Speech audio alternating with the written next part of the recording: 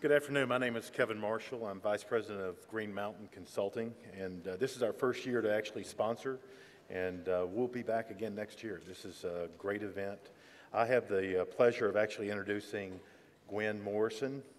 She is CEO of the store, WPP's global retail practice. Gwen has an extensive background that spans the disciplines of shopper research, retail strategy development, shopper marketing, brand activation, technology innovation. She's led retail initiatives for Disney, Target, The North Face, Ford, Coca-Cola, and Nestle. Recently, Gwen was published in the Harvard Business Review article, Retailing in Emerging Markets. Today's insight will be on retailing on the edge. Let's welcome Gwen. Thank you.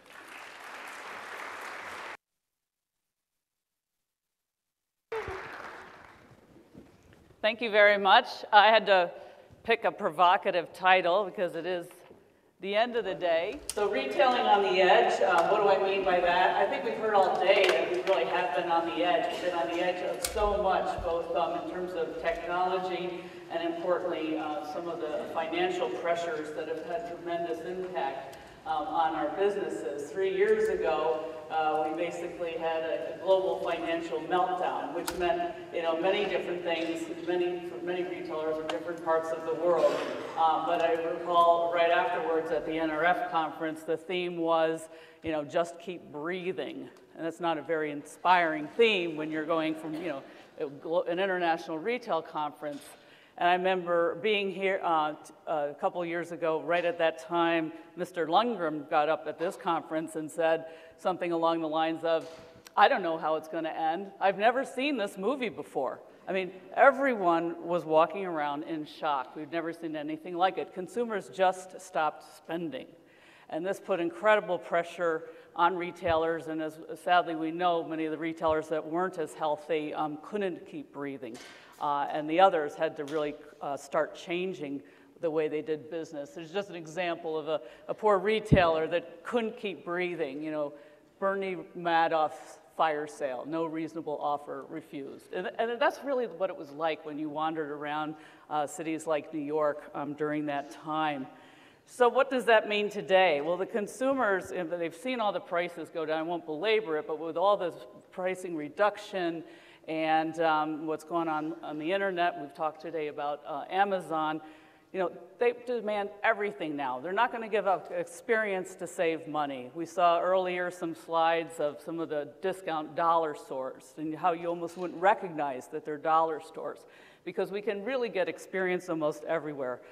We want the best selection, or we want something to be curated, like celebrities saying, this is my favorite, wok, and now you can buy this. This has changed my life, and it can change yours. I mean, we want that curation. And we want price, and we want convenience. We want it all. So very difficult times for retailers today. And no retailer can survive by simply selling all this stuff, no matter how cheap. So they really have to decide, is it what their assortment? Is it price? Is it experience? How are they going to cut through this?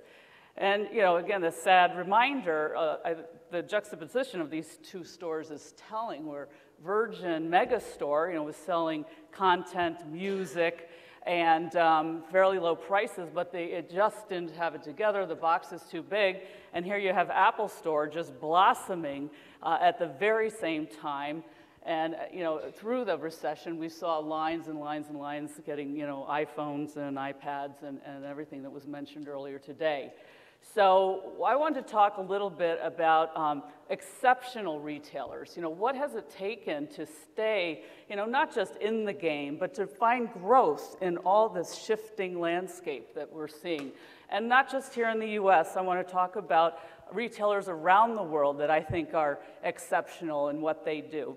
For example, this is a bookstore in Argentina. And I don't think Amazon could ever put this bookstore out of business. It's just a phenomenal location. It's in an old opera house, and you have to walk out of there with something in your hand. It takes bold statements. This is Selfridge's shoe store, And I'm sure many of you have been to Selfridges in London. It's so incredibly theatrical, and it's exciting. And you feel like you're traveling the world within the walls of that store, and they do their staging so well. Here's a little store. It's so fun. There's always room for a new idea. This is a little ice cream shop, nitro ice cream shop called Chin Chin, and it's outside of London in Camden Market. And they've taken the interesting idea where they use liquid nitrogen to take your flavor and basically explode it in 60 seconds into an ice cream treat. And then you can go to the next station where you see them put the toppings and the syrups on. And before you know it, you spend 12 pounds on a little ice cream. That's about $25, but you're happy about it. And then you get to sit here on the swing. And you know, what does this cost? It's just creativity. It's just having the imagination and understanding that the essence of eating ice cream is probably feeling like a kid again. So it doesn't always take money. Exceptional retailers are taking inspiring spaces. I showed you one before. This is Urban Outfitters in Stockholm. And they really rescued an old cinema, and they create a very theatrical environment where when you come out of the dressing room, you are on the stage. So just a wonderful feeling about that experience. And closer to home, we've seen Anthropologie just continues to do really fun environment, spaces that create experience, and you honestly don't know where the merchandise ends and the fixture begins, which is part of the fun of it. You know, is this table for sale? You know, what is it? And it's so tactile and rich. And so, you know, it doesn't, even during a recession, stores like Anthropologie were hanging in there because nobody really wants to be that thrifty. Nobody, you know, when you think about it, it's just frugality is not a mindset that we want to carry on. It's not inspirational at all. So retailers that, again, continued to do things well did survive. Whole Foods blurs that line differently. You know, it's about social responsibility and ethical farming and all that messaging coming through while you're doing your grocery store shopping. But is it grocery shopping? You know, I hear that in Manhattan, it's probably the best place to meet a date. So when you can walk around the grocery store with a glass of wine, you know, why not? Why not redefine what it's like to do grocery shopping? It should be fun. And even McDonald's has been reinventing ways to drive growth. How are they going to do it? It used to be in, eat, out was, I think, the way they talked about their customer experience. And now it's hang out. And they're doing a lot more tactile kinds of environmental cues, encouraging you to linger. They have the Wi-Fi, et cetera. So it's happening really up and down. Globalized experiences. Talked a little earlier today about brands that are going all across the world. Topshop goes from London to Soho to Chicago, and it's exciting that you can get that shopping experience around the world. H&M, all the way from Salt Lake City to Vegas, from the roots. What do we have? Zara in Rome. You know, these really fantastic experiences are taken from one city to another. And then here's an interesting example of a retailer that's already global. Everyone knows Starbucks. But they took this idea of a container. We were talking just before about containers. What if they put their store and their drive-in into a container? You know, what would be the flexibility of that, sustainability of that? And I really think a lot of this came from what has happened in disaster regions. These are photographs I took recently in Christchurch. And the reality for these people is they are having to set up their businesses in containers. So I went to a fish and chip that was in a container. I went to a bakery that was in a container. And this fellow here is selling coffee, and he's trying to come up with new ways to evolve his business because they can hardly get any kind of money. You know, there's just no money available there. But how interesting that this was happening in one part of the world and that Starbucks decides to take this container notion and play around with that and doing something a little different. It's important to talk about local experiences because, you know, like Lululemon will not just take the elite athlete that's globally known they'll actually take the local Pilates instructor and build a story around him or her, and it gives it a great sense of neighborhood and community, and just a different approach, which is welcome when we're in this environment where everything is online, et cetera. So it really allows that physical environment to stand out and connect. And another retailer I met with actually recently in Australia is Shoes of Prey. And you can design your own shoes online, and they help you do this. So how fun to kind of get some guidance about designing a perfect shoe or the shoe to match just whatever it is you're trying to match, and have the satisfaction of your unique product coming to you in a beautiful box, beautiful wrapping. It's just a very different experience. And I have to add, we are seeing as a theme that there is a sense of crafting, of scrapbooking. In this digital age, people really do like to create and have something unique. So retailers are taking on greater roles to drive content, style, and culture. I had more about this in my presentation, but it was so beautifully captured earlier today that I won't take too much time to talk about that whole content and digital landscape. But I think this quote is worth bringing up from Christopher Bailey of Burberry. We are now as much of a media content company as we are a design company, because it's all part of the overall experience. And so this has to do with, in that very timely way, like really established by the Obama campaign in so many ways. Don't give the message to the press first, give the message to your audience first, your supporters first, your Facebook fans first. So turn that around. Let's tell our fans first before that piece goes down the runway. And Backstage Stage Pass had been brought up a few times during the Macy's presentations. This was it's a in-the-moment content that's coming to you. Some of it's previewing an event that's happening now. Some of it is your ability to draw that content out in the moment that you want it. So there's some very interesting dimensions that's coming through this technology.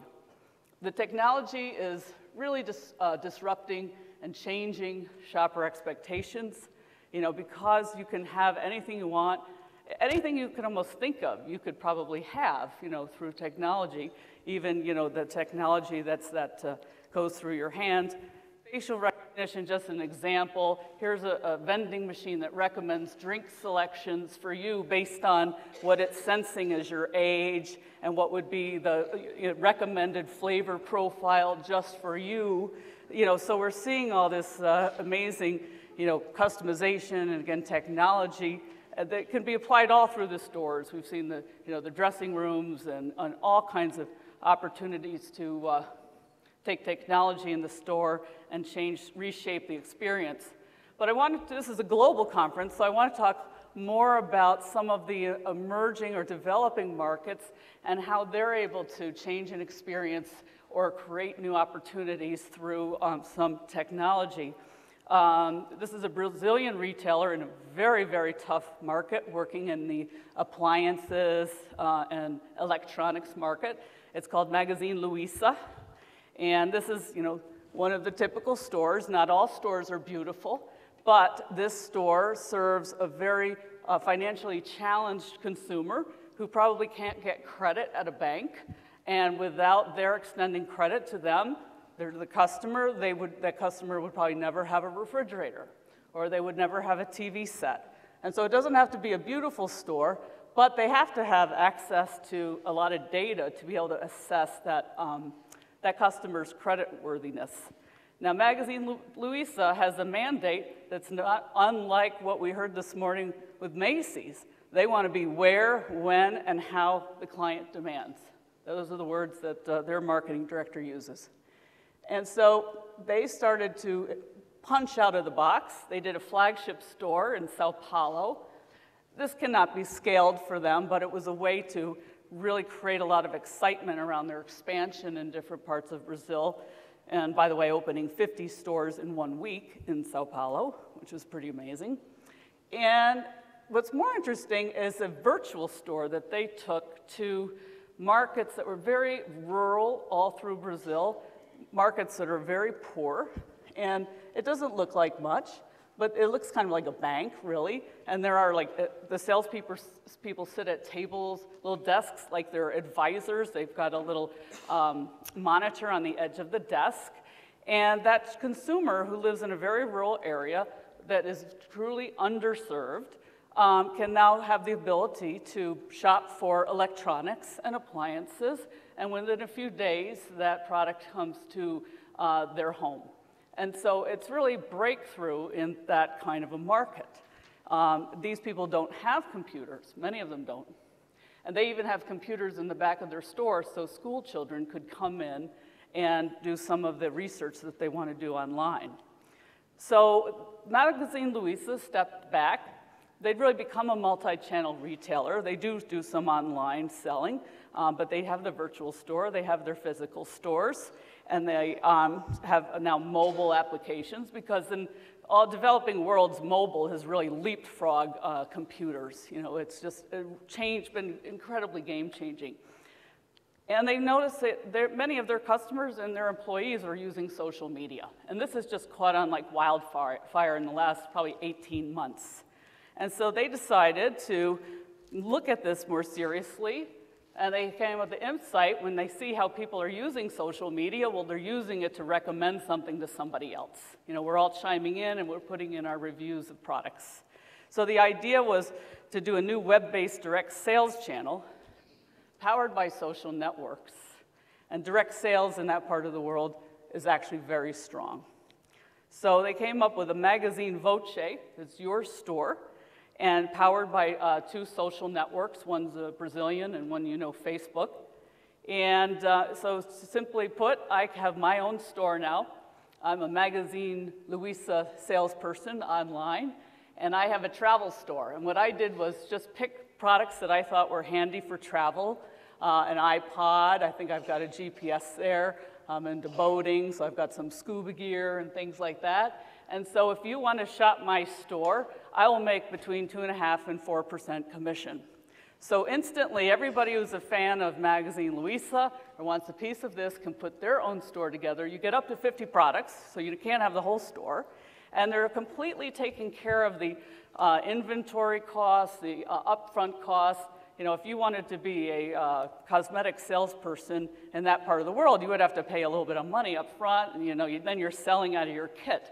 This is completely different. So this is groundbreaking. It maybe sounds kind of simple in the scheme of all the things that we've heard today, but sometimes these very simple ideas can be business changing, and I think they're really onto something there. We've seen, certainly in this country, a lot of this matching of supply and demand through social media. You know, the tortilla truck is out there, run, we'll stand in line. You know, we'll get the cupcakes that are right out of the oven. This is Albion Bakery in London. It's tweeting to let you know that the chocolate cupcakes are out, come on in, which is it's exciting. And they've been, novel ways of promoting business. But there's probably a larger opportunity in certain parts of the world, and to actually manage your supply chain through social media. And I'll let the video do the explaining.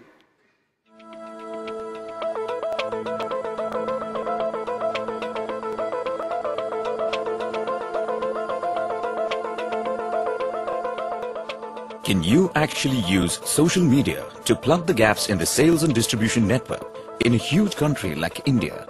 Can social media get consumers to voluntarily work on the most technical aspects of a brand? Will brands be able to set up alternate sales and distribution networks using social media in the future? Hippo Baked Munchies may have found some first answers. Hippo Baked Munchies had a simple philosophy to help establish itself in the $1.5 billion Indian snack market. Exceeding expectations, the packs were flying off the shelves across 400,000 stores within hours. As 92% of the Indian market is still unorganized retail, unexpected sales overwhelmed Hippo's new but efficient sales and distribution network. And they found it challenging to keep track of the stock, identify empty stores in time, and restock to match the super demand for Hippo. how do you support an overwhelmed sales and distribution network and help them cope with the demand for Hippo by the hour and plug the supply gap? Hippo turned to social media to do something that it has never been expected to do before, to track stock and reinforce a sales and distribution network. Hippo asked his followers on Twitter to send him a tweet whenever they couldn't find Hippo in stores and promised to replenish stocks within hours. Soon, tweets were pouring in from over 45 cities. People were tweeting from hypermarkets, supermarkets, and their local grocery store. Hippo set up a call cell, which instantly passed the information that came in as tweets to the sales and distribution teams of the respective areas. This way, Hippo was able to identify empty racks faster and restock locations within hours. Hippo gave regular meticulous updates on stock replenishment to the people who tweeted in and informed Hippo about unavailability. At zero cost, the number of people tracking stocks across markets over Twitter were equivalent to 50% of its sales and distribution network itself. Hippo even sent out personalized anti-hunger hampers to the most active tweeters, complete with a handwritten note. And as people saw Hippo packs reappearing in stores on demand, Hippo's cult following on the internet began to grow. Blogs and articles began to pop up all over. Since demand was never a problem, by matching it with supply, Hippo managed to up its sales by 76% in its first few months of launch. The campaign even helped Hippo identify, gauge demand, and prioritize its high-potential new markets.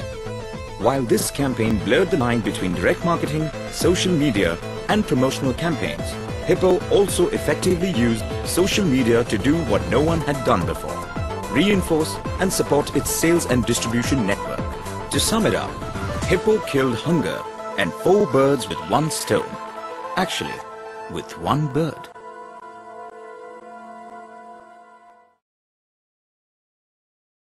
So I was really amazed to see that kind of, innovation on such a simple level.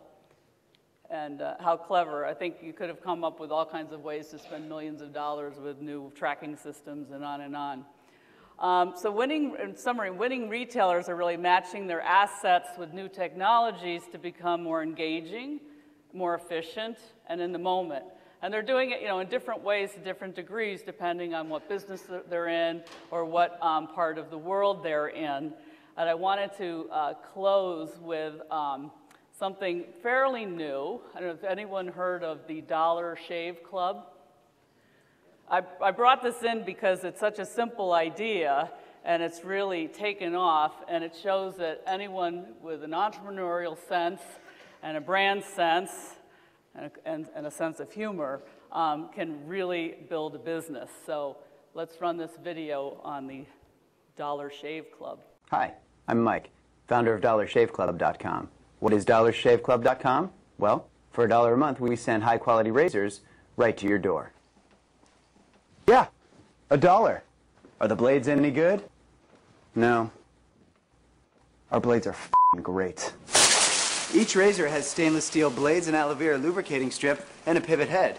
It's so gentle a toddler could use it. And do you like spending $20 a month on brand name razors? 19 go to Roger Federer. I'm good at tennis. And do you think your razor needs a vibrating handle, a flashlight, a back scratcher, and 10 blades? Your handsome-ass grandfather had 1 blade and polio. Looking good, pop-up! Stop paying for shave tech you don't need. And stop forgetting to buy your blades every month. Alejandro and I are going to ship them right to you.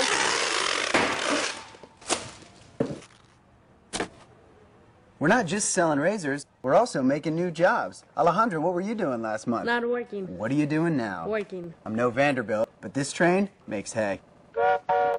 So stop forgetting to buy your blades every month and start deciding where you're going to stack all those dollar bills I'm saving you. We are DollarShaveClub.com, and the party is on.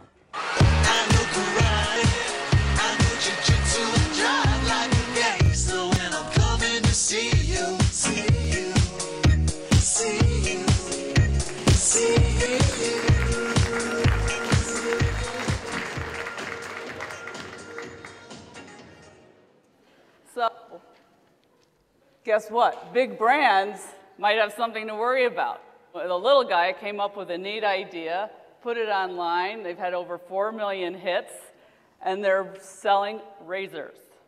So really, it's up. You can take a great idea and go with it, because there really is room, no matter how difficult it is, no matter how tough this environment is, there's people winning in this very dynamic environment. So thank you very much.